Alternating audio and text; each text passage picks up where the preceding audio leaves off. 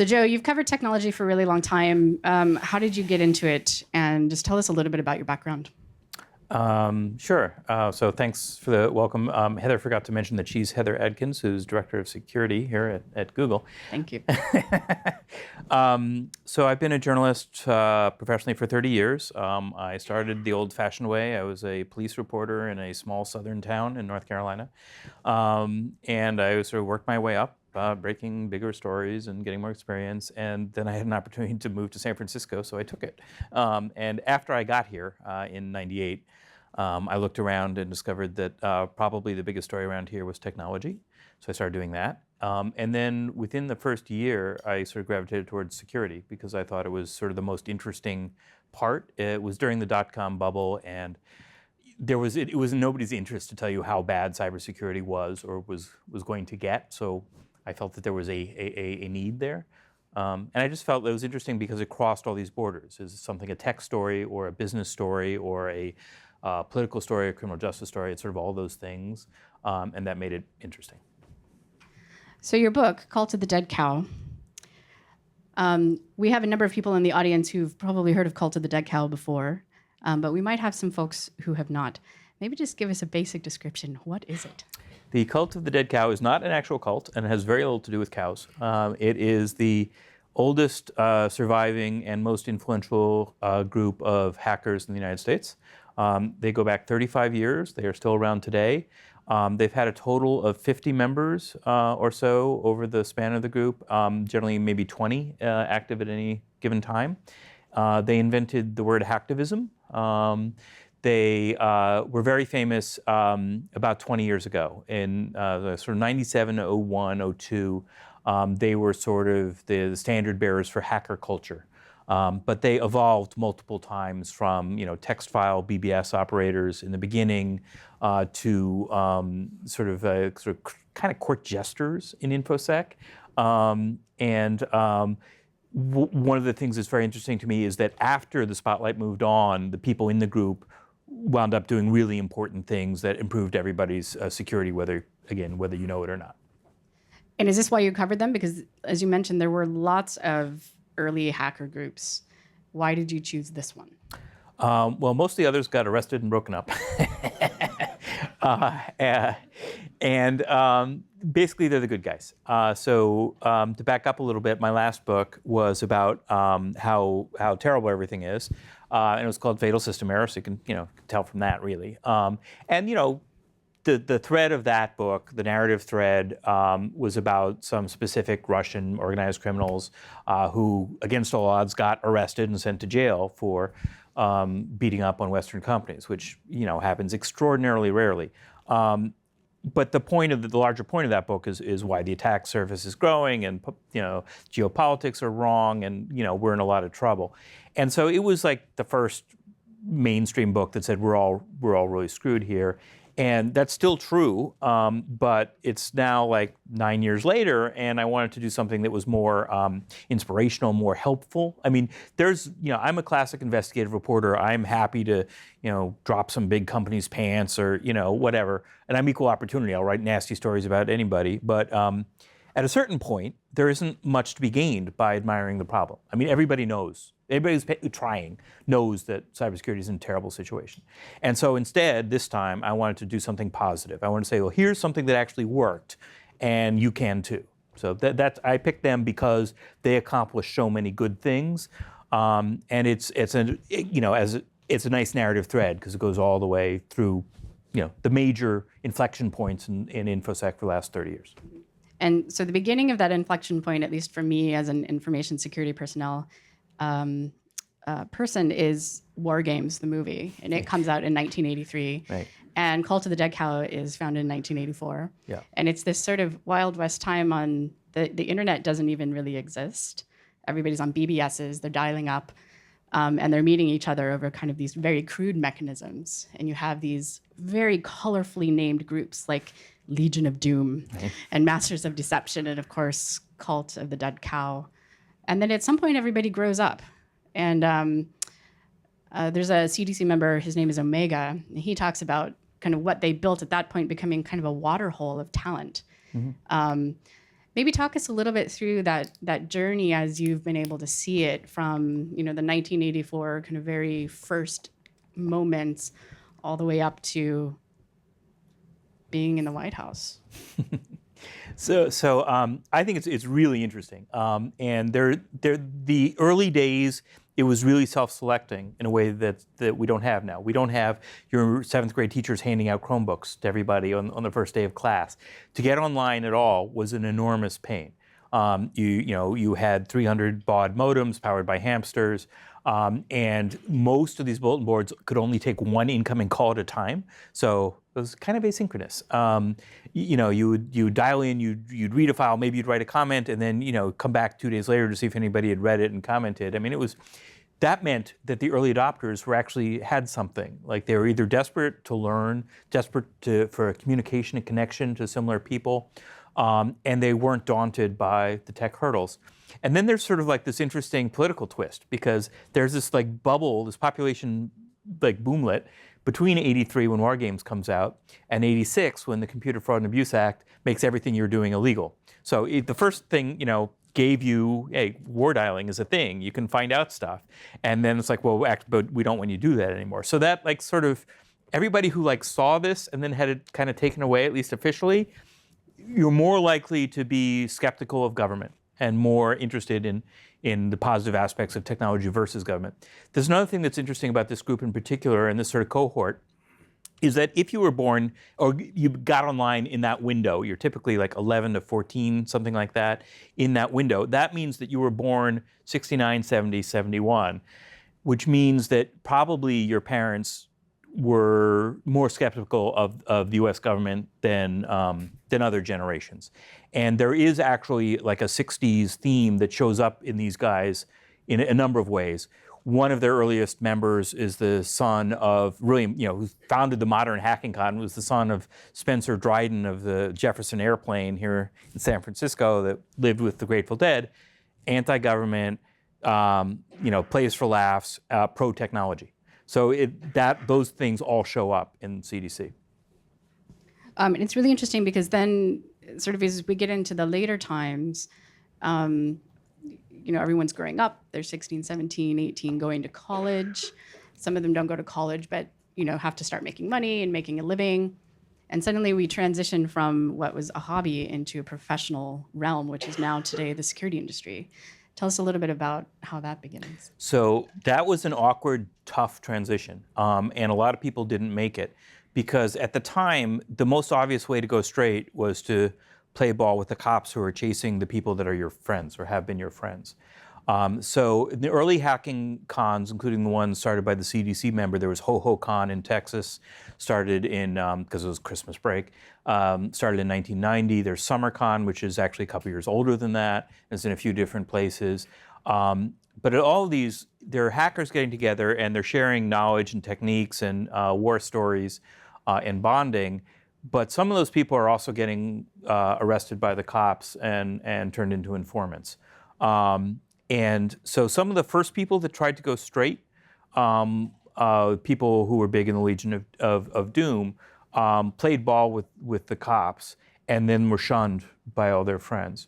And it was really the CDC guys were some of the ones that sort of found a different sort of a compromise, which, and the best example of that is Mudge, Peter Zatko, who did special projects at Google a little while ago, previously ran DARPA's cybersecurity grant making, but he was in CDC, and way back in the late 90s, he figured out that if he's going to get arrested, he would like to have people with medals on their shoulders as character witnesses for him. And so he played ball with intelligence community and Pentagon folks, because that way you're not actually ratting out your buddies. You're just helping explain how the world works to people who are using it for national security reasons. And that was, not everybody in CDC agreed with that. It was kind of a big tent, and certainly not everybody in hackerdom, but it was a lot easier to justify than talking to the FBI.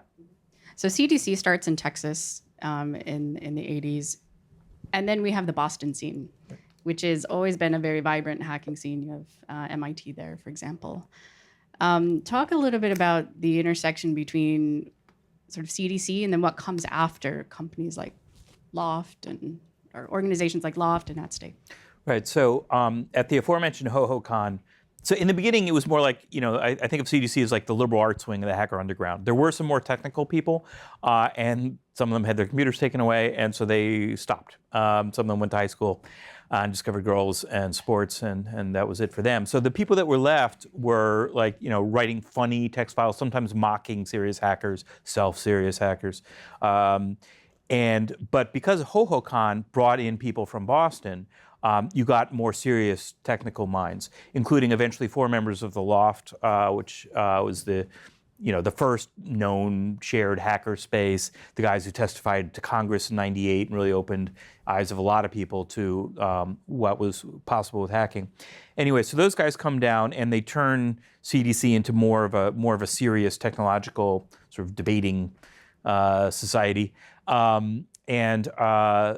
they most famously tweaked Microsoft in a pretty serious way with the release of Back Orifice in '98, BO2K in '99, because they figured that was the way to get Microsoft to take security seriously, was basically embarrass them by throwing CDs with Trojans into the audience and getting on TV and then having people ask Microsoft tough questions. They did all that. And then after that is when they started to get more corporate. So this is dot-com boom time. And the Loft becomes at stake. They take venture money and they become at stake, which turns out to be not the only one, but one of the most prominent, most important sort of for-profit hacker collectives. So they sent people inside Microsoft, big banks, other companies, and taught them what they were doing wrong from a hacker perspective, as opposed to like a career, college, formal training thing. And it was super effective and helpful. So that was really important. Business-wise, it didn't really work because of VC math, where you're looking for 100x. They're consultants, so they would have had to get as big as like Deloitte or something, which wasn't going to happen. So it lasted like 5 years before it got subsumed into Symantec. But out of at stake was this enormous talent, including people like Katie Masouras, sort of godmother of the bug bounty program, who got both Microsoft and the Pentagon to pay bug bounties for the first time. Window Snyder, who was the brains behind Windows XP Service Pack 2, which if you're an Uber geek, was like a big leap forward for Microsoft and security. And Alex Stamos, who went on to be Chief Information Security Officer at Yahoo, and then CSO at Facebook, and blew the whistle on Russian disinformation. So this incredible talent was attracted by these CDC Loft guys. And I should say briefly that CDC Loft was an interesting double act. Many people did not know that they were some of the same people. After the book came out, like some people on Twitter were like, "Why are you praising CDC? Loft was like, way better. Loft could kick their ass." I was like, it's the same guys.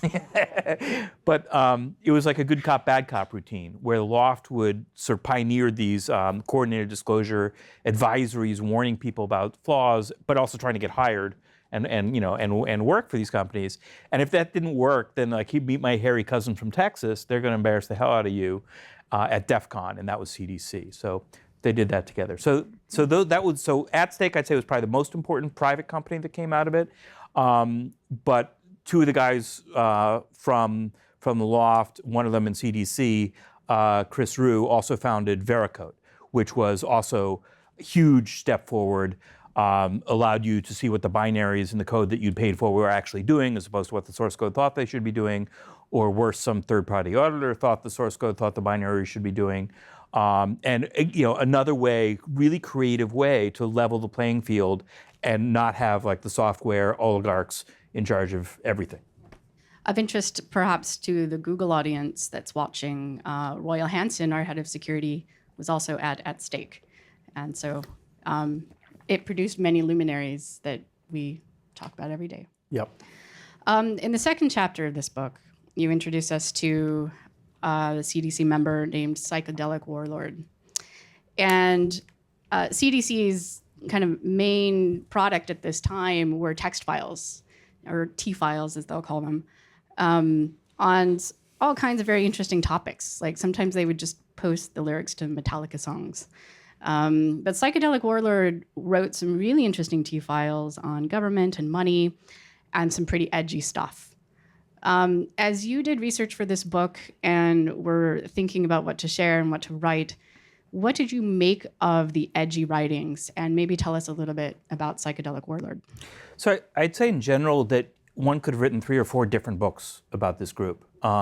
They were many things, including like the hacker subculture thing. I was most interested really in sort of like the ethical calls and their own moral development, which had sometimes echoed what was going on in hackerdom as a whole and sometimes was leading it. And I thought really, really valuable lessons about the good parts of InfoSec. I didn't spend a lot of time on the text files because some of them were juvenile. Most of them were juvenile. And that's sort of useful for cultural historians, but that's not really where I was focused on. Some of them were misogynist. One file written by PW to his friends was a first-person murder fantasy. He was 14 or 15 when he wrote that. I don't think he thought it was going to live on. And the text files from the CDC are still online because of the Loft connection. Most bulletin boards and their text files went away when everybody got access to the web. You didn't have to go through all that hassle. But because the Loft had one of the first websites from '94, they preserved all the CDC stuff, and so it's lived on. Not to everybody's joy. But I think some of the most interesting of Psychedelic Warlord's text files, there was one about sort of a idealistic fantasy about what the world would be like without money. And then one was, I think, pretty prescient, which is he and a Jewish friend interviewed a neo-Nazi in Texas and let him sort of hang himself with his own words. It was, the philosophy didn't hold together and was self-contradictory and was stupid. And I don't know, but I don't think neo-Nazis were a major problem in Texas in the mid-1980s, but they actually are a big problem now. So in many ways, I think he was ahead of his time. What is he doing now? He's running for president of the United States. What's his real name? Beto O'Rourke.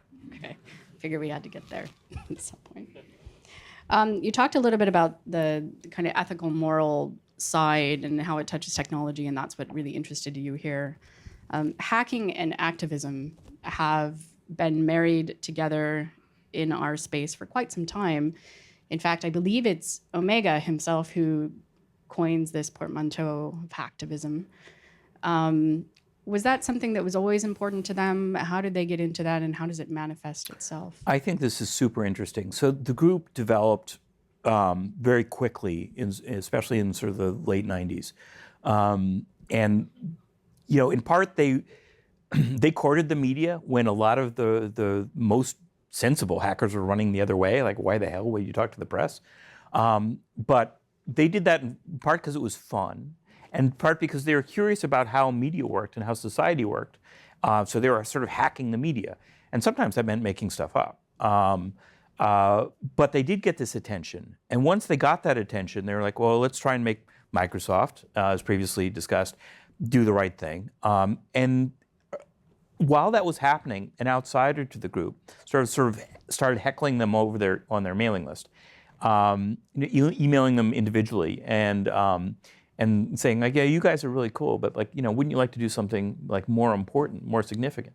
And over like a few years, he got them to really think about this sort of hacktivism issue, and they all started working on it. And they defined it critically as hacking and security work in service of human rights. Other people would define it differently, but that's where they were coming from.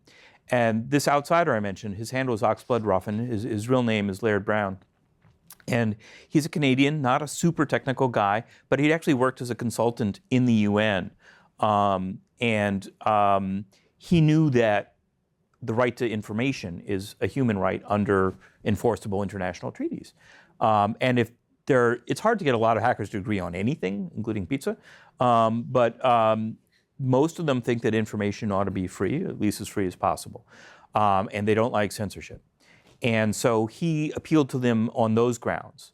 And so they started working on a privacy-protecting browser and other sort of like secure means for circumventing censorship. So that was sort of the origin of hacktivism. And because they were media savvy, they all got together and says, okay, if you're giving an interview to the press about BO2K or anything else, just say it's hacktivism. Like, that's the way we get this into the English language, which is true. That's exactly how things get into the English language. Press reports. And it worked. There was a panel you did with CDC for the book at the Internet Archive, sponsored by the EFF. And Omega gives this great story. I think it's the first time he's ever told this story. He had been reading a bunch of articles about hackers hacking satellites and decided to plant a story with a reporter that CDC had hacked communication satellites and repositioned them, which didn't make any sense to him because communication satellites are typically positioned and don't have thrusters to move around. So he knew that, the stories he was hearing wasn't making a whole lot of sense. So he planted one, and he's been tracking how many reporters repeat after each other ever since, which I find pretty funny. And they didn't think this was a particularly impactful lie to tell a reporter. But it does raise a few questions, I think, around ethics of the group. And did you believe what you were hearing? Like, if they're willing to lie to reporters just for sort of the effect, like when you were talking to them, what was your impression of that? All right, so there are a couple big things for me to tackle in that question. One of them is, how could I make sure that they weren't BSing me, which is an important question. And the other is about the ethics of making stuff up.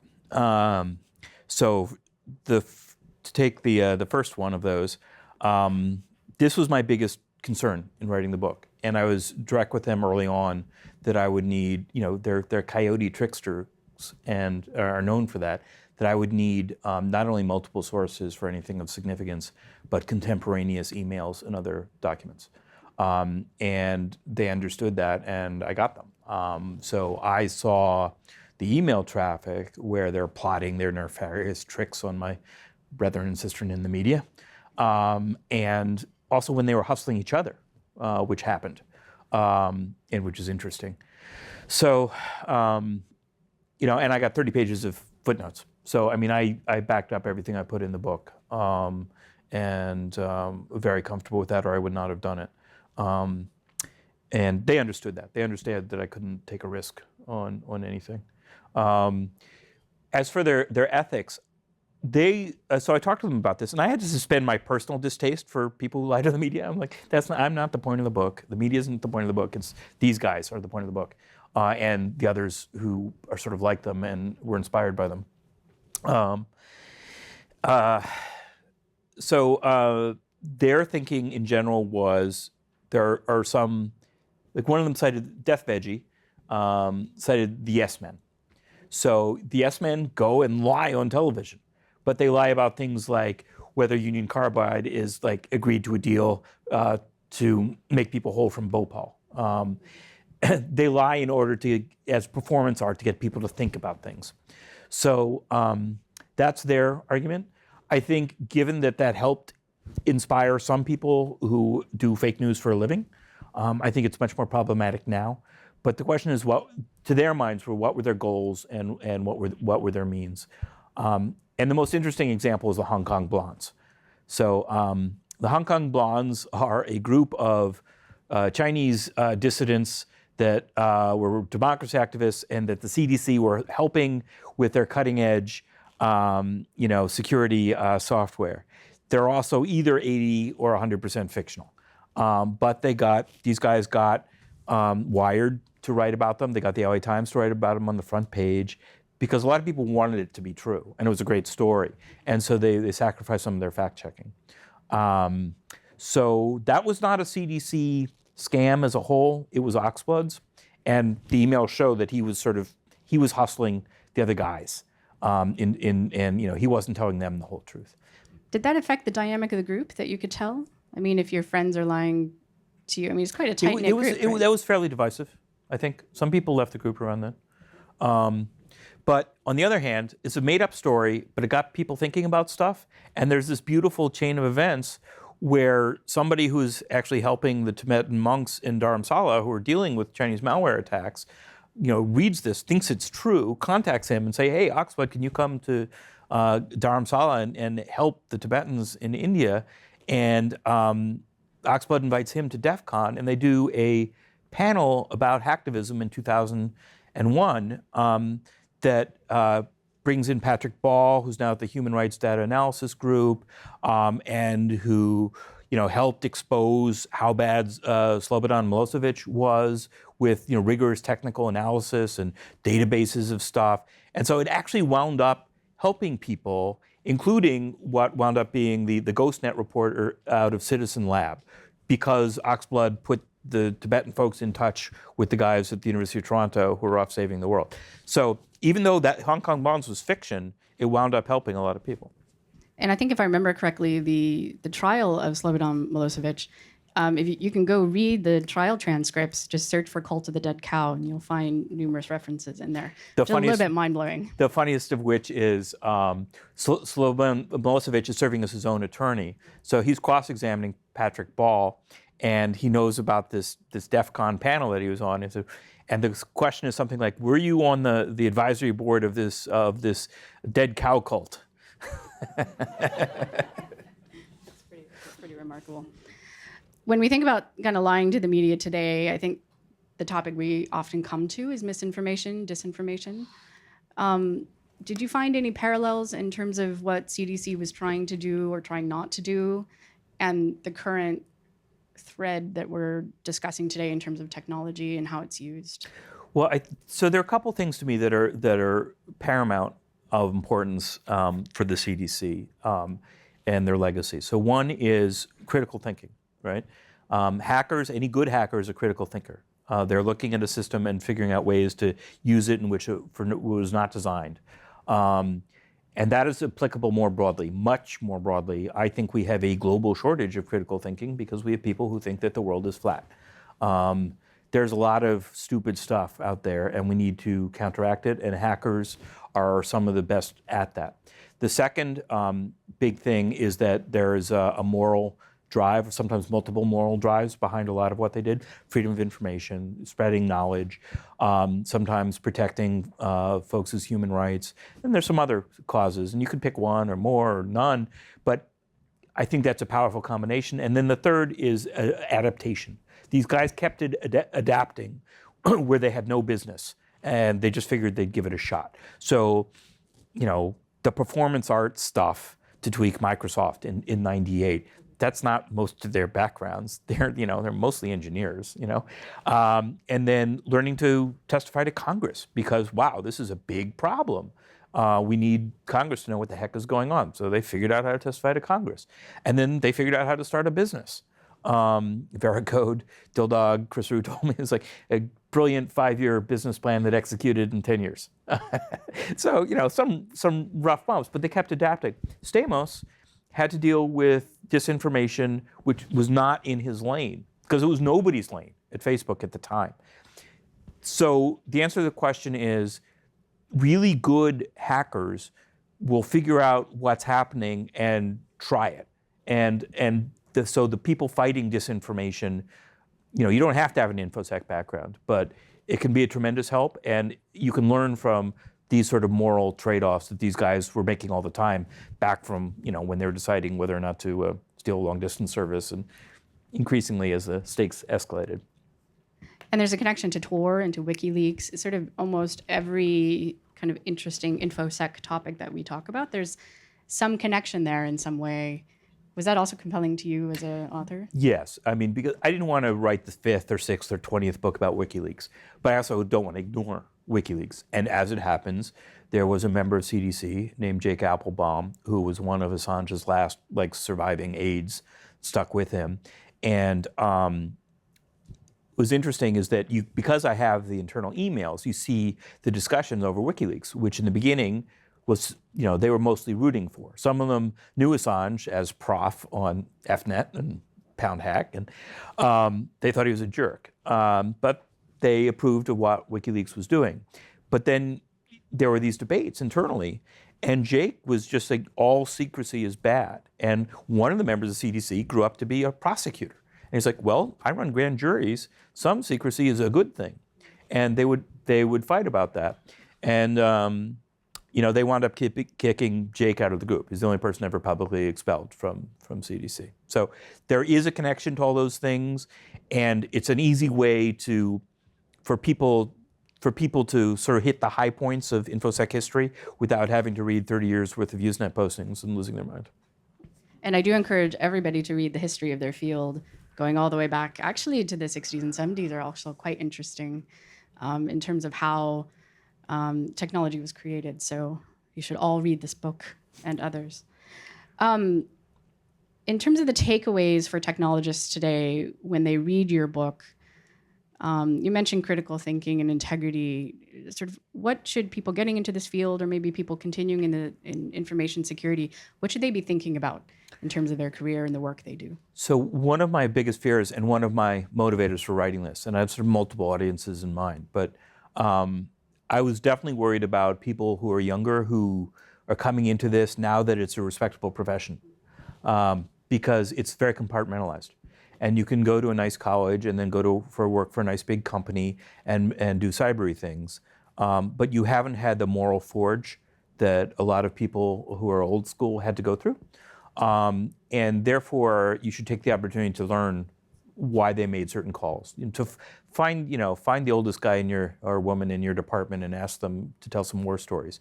Because all of the people who go back this far had to make calls about whether breaking the law was worth it, or whether getting away with crime, financially was worth it. All these people made really interesting moral calls. Like they would sell blue boxes, but not to drug dealers.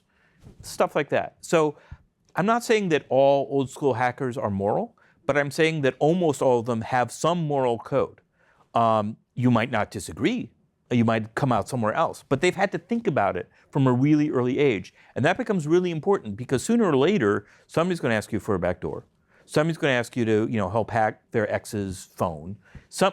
You're going to have to make a tough moral call. And there's not nearly enough philosophical training, experience, discussion in any sort of established security field. So one of the things that Bruce Schneier has been talking about more recently, is that there isn't a pro bono tradition. There is in law, there is in medicine. You're expected to treat somebody who can't afford it. There isn't in engineering. There should be. There should be, you should be allowed to go off on leave for a year and work for the Red Cross or Amnesty International, whatever, and then come back. There should be all these things, and there should be discussion of moral issues. The ACM and IEEE have like really short moral codes. It should be, I want a Talmud. I want a debate that keeps expanding because there are so many tough ethical calls that have to be made every day. One of the interesting calls that they make pretty early on, you've mentioned it a few times, Back Orifice 2000. For those of you who don't know, at DEF CON in 1998 and then in 1999, they released these two pieces of software, a remote administration tool of sorts, whose purpose was to demonstratively prove what they had found going on in Windows operating systems. And you mentioned the show, and I do think it's worth maybe just describing that for a moment for people who haven't seen the videos or the photos. And then we'll talk about kind of the ethical questions they had to grapple with. So the show is amazing. So because Jeff Moss, founder of DEF CON, had come to HoHoCon and knew these guys. These guys had been some of the earlier speakers, and it's mostly guys. There is one woman. Had been early speakers at DEF CON. They sort of had entree there. They had like kind of a territorial claim to the stage, and Kevin Wheeler, who I've outed in the book, I out 16 or so members of the CDC for the first time, all with their blessing. They self-doxed through me. Kevin Wheeler had taken a lot of marketing courses, and he is the founder. He was known as Swamp Rat, and then the more grandiose Grandmaster Rat was the founder of the group. And basically, whether you're in or not is up to Kevin, who is now he's actually kind of reclusive, but he was on stage this incredible showman. And so he's from Texas. Lubbock is where it was founded. He's got a cowboy hat on. He's got like gold jewelry. It says like Grandmaster Rat on it, and he's got rabbit fur chaps, and apparently it's important that it's rabbit fur because that's low class. That is like the dirt broke chaps in Texas are those, and he's just imagine, if you will, him pacing back and forth on stage doing a call and response with the crowd. Like I say dead, you say cow, dead cow. And it's like part like Texas revival, like religious stuff, and part like hip hop. And it is like the apotheosis of hacker culture at a time when they're just suddenly becoming really important. And it's at DEF CON, which is the center of it all. And these guys have the biggest crowd. And they're throwing CDs with, to help all the script kiddies hack the heck out of any Windows box they want. And it's like, you can just see like the newbies from NBC and, going, what the hell did I just watch? But this must have been a conundrum because at this time, kind of exploits getting into systems, this is traded between people who knew each other. And here you are in a much larger audience just throwing these tools out for anybody to use. I imagine they had to think through what are the implications of that, especially after having talked to Microsoft a little bit about this, I think, right?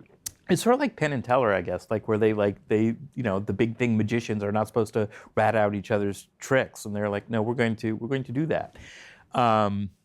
So it was quite a bit of debate. It was not unanimous, but the basic argument that carried the day was that the bad guys already could do this. Like there's no security at all. It's really great that Windows 95 bundled in TCP/IP, but there's no frickin' security at all. There isn't any code signing. You don't know, and you can hide processes very easily.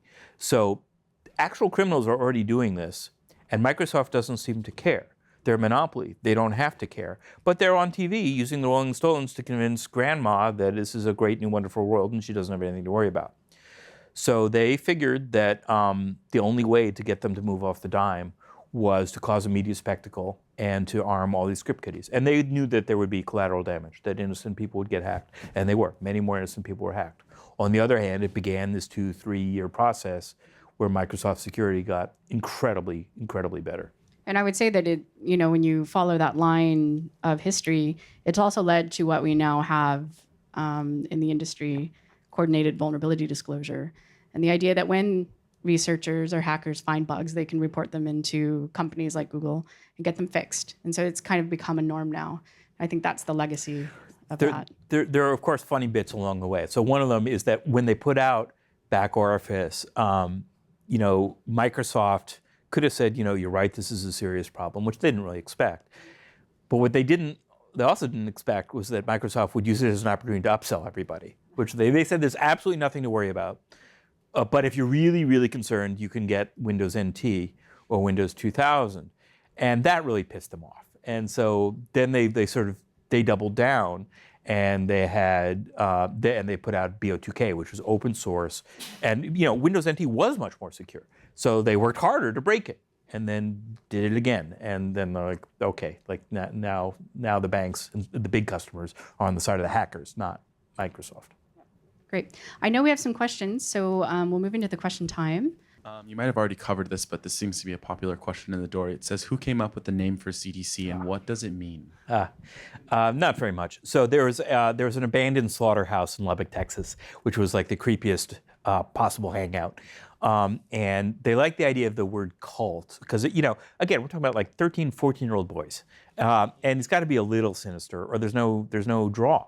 So again, there's this marketing element in all of this, right? Which is weird for me. Like, I spend all day hanging up on marketers, but it actually turns out to be important to get the word out about stuff. And they had cult, and then one of them thought of like, well, there's the slaughterhouse, so okay, dead cows. And it kind of, in retrospect, it kind of fits because that's the iconic Texas industry, right? Is cattle. But it's not the rugged, glamorous part. It's like the depressing end game of it all. And it sounded just sinister enough. So that's how they came up with the CDC. This one says, what is your take on the success stories of the 80s and 90s black hats? Well, we don't know them all because they were successful. The ones we know about tend to be less successful. There's Mitnick, who was great at social engineering. He didn't write all his own exploits. And he was... he's an interesting character. I mean, there was, Free Kevin was a big thing. It's terrible that this guy got arrested, and it's clear that they exaggerated his capabilities. And it was part of this this obnoxious hype on both sides. Like some hackers would claim abilities they didn't have, and then the feds, particularly in the early days, would give them capabilities that they also didn't have because that makes it for a better case. Send them away to jail for longer, and they'll get famous. And so they locked up Kevin Mitnick in solitary because supposedly he could whistle like into NORAD and start a war or some shit. So then there was the Free Kevin movement, and he's like, need them out. And then like Kevin came out, and I don't know, he got too much press. And then there was a smaller like Put Kevin Back movement. So some of the LOD and Legion of Doom and Masters of Deception guys from the 80s did amazing stuff, really amazing stuff. But at that point, I think it's in part because the stakes were lower. They sort of stayed sort of like adventurous and criminal. I don't think these guys started out as saints. Some of them aren't saints now. The point is that because they'd had to develop some moral code, as the stakes rose and suddenly everybody's grandmother is in danger because they use Windows, they by and large wound up trying to do the right thing. Even if they were like close, interesting calls, like 60-40 calls or whatever. So the Black Hats, they pulled off great stuff. There are people now making millions of dollars through crime. But I think it's less fun because if you get that good now, unless you're one of the really unusual, like super mercenaries, you're probably working for a nation state if you're on the Black Hat side. And you can do really cool stuff. I mean, Stuxnet's pretty freaking interesting, and so are some of the other, nation state pieces of malware. But 80s and 90s guys, it's funny. The guys who punched out then, I think, have a different moral standard than the guys who stuck around. Guys and some women. All right. So a lot of the techniques CDC used, like fake news, trolling, full disclosure, etc., go against most TOS and get people kicked off shared platforms on a daily basis. Could CDC exist and have as big of an impact today? If not, how do you think their tactics would have evolved differently? Well, again, I think one of the best things about CDC is that they kept evolving. So they actually are still working on stuff now that I can't talk about that is actually, I think, pretty interesting. In terms of new CDC, it would be harder because it's harder in some ways and easier in others. It's harder because everything is so compartmentalized now that like people who hack Linux don't talk to people who hack Windows, let alone hardware hackers and people who are experts in other things. On the other hand, there's a lot more open source projects, which are an easy way to do stuff, and there's a lot more direct involvement in and around mainstream politics. Because as security is more central to tech, and as tech is more central to life, the people from these backgrounds, people from InfoSec backgrounds, can now talk to somebody competent working for a Senate staff, who wasn't the case before. So there are a lot of different ways to have impact. TOS violations, I don't think it's going to didn't stop anybody back then. I don't think it's going to stop anybody now. Yeah, so you mentioned that during the Microsoft Windows, they released Back Orifice and stuff, and it make people realize, oh, Windows is very insecure, and it kind of pushed Microsoft to improve their security. I'm wondering, what is the actual, who actually did put pressure on Microsoft for doing that? Because if you think about even today, security researchers will find bugs. They will email to the company, and a lot of times the company just say, we don't care. We're just going to sue you instead. What made Microsoft change their mind on this? So it's all in the book, but it's a series of events. It includes media pressure, which was generated by this performance art at both DEF CONs 98 and 99, and then it was big customers who have a plausible alternative in Linux, and consumers didn't, but Steve Jobs was bringing Apple back. Linux was a big part of it. So if big banks went for their servers off Windows, that was going to have a financial impact.